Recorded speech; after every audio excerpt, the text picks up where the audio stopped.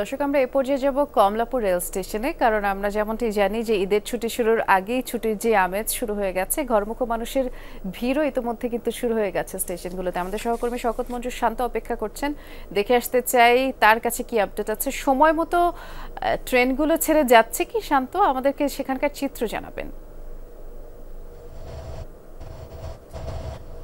বৃষ্টি, প্রত্যেকটা ট্রেনে কিছুটা বিলম্ব হচ্ছে, ক্ষেত্র বিশেষে কোনোটা 30 মিনিট, কোনোটা 40 মিনিট, কোনোটা আবার ঘন্টাও পেরিয়ে যাচ্ছে।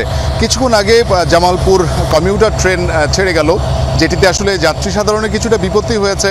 প্রথমে তাদেরকে 1 নম্বর প্ল্যাটফর্মে চলে যেতে বলা হয়েছে, আবার কিছুক্ষণের মধ্যে আবার যে তাদের শেষ অর্থাৎ 7 নম্বর প্ল্যাটফর্মে আসতে হবে। তো রোজা রেখে সবাই যেহেতু ব্যাগ অ্যান্ড ব্যাগেজ নিয়ে, ছোট বাচ্চা কাচ্চা নিয়ে এসেছিলেন, শত শত যাত্রীকে আসলে একটা ভোগান্তিতে পড়তে হয়েছিল এবং একটা হুটুপুটি শুরু হয়ে গিয়েছিল।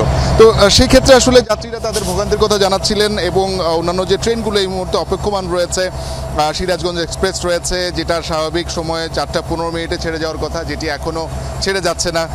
চট্টগ্রামগামী সুবর্ণ এক্সপ্রেস রয়েছে, তারাকান্দিগামী যমুনা এক্সপ্রেস রয়েছে 4টা 45-এ, চিলাহাটি এক্সপ্রেস রয়েছে বিকেল 5টায়।